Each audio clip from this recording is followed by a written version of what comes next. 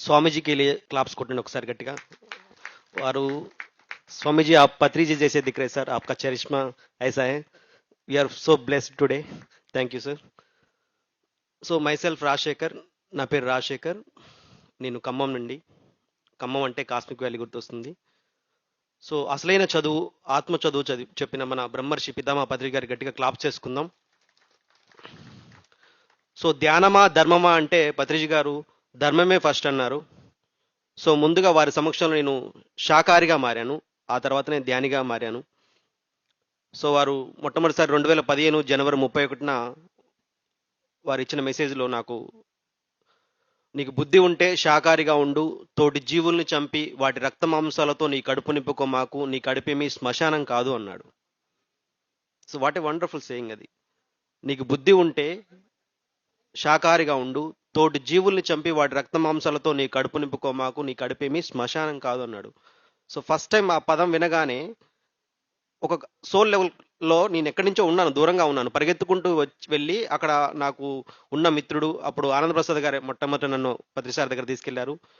ఒక రాము అనే మిత్రుడి చేతిలో ప్రమాణం చేశారు నా జీవితంలో మళ్ళీ మాంసం తినే పరిస్థితి వస్తే ఒకవేళ ఇది తింటేనే నువ్వు బతుకుతావు అని చెప్పినా కాడ I will kill my self కానీ ఒక జంతువును చంపుకొని నేను బతకవలసిన అవసరం లేదు అని ఆ రోజు నిర్ణయం తీసుకున్నాను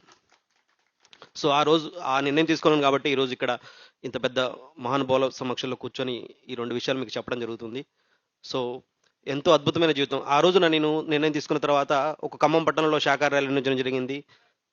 ఒక అనుభవం ఒక ఇంట్యూషన్ వచ్చింది మొట్టమొదటిగా 40 రోజులు ధ్యానం చేస్తున్నప్పుడు శాకాహార ర్యాలీ చేయాలని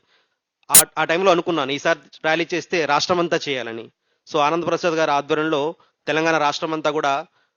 అహింసా సద్భావన ర్యాలీ చేయడం జరిగింది ఆ టైంలో మళ్ళీ నిర్ణయం తీసుకున్నాను ఈసారి దేశమంతా ర్యాలీ చేయాలని చెప్పేసి సో ద వెజిటేరియన్ మూవ్మెంట్ గారి ఆధ్వర్యంలో తెలంగాణ కర్ణాటక తమిళనాడు ఆంధ్రప్రదేశ్ కేరళ ముంబై డిఫరెంట్ స్టేట్స్లో మొత్తం శాకాహార ర్యాలీ చేయడం జరిగింది సో అహింస పరమో ధర్మ ముందు ధర్మం ఫస్ట్ అని పత్రి సార్ చెప్పారు ఆ తర్వాత ధ్యానిగా మారి ధ్యానం చేసుకుంటూ నేను పుట్టి పెరిగినట్టు ఊర్లో ధ్యాన జ్ఞాన ఆశ్రమాన్ని నెలకొల్పడం జరిగింది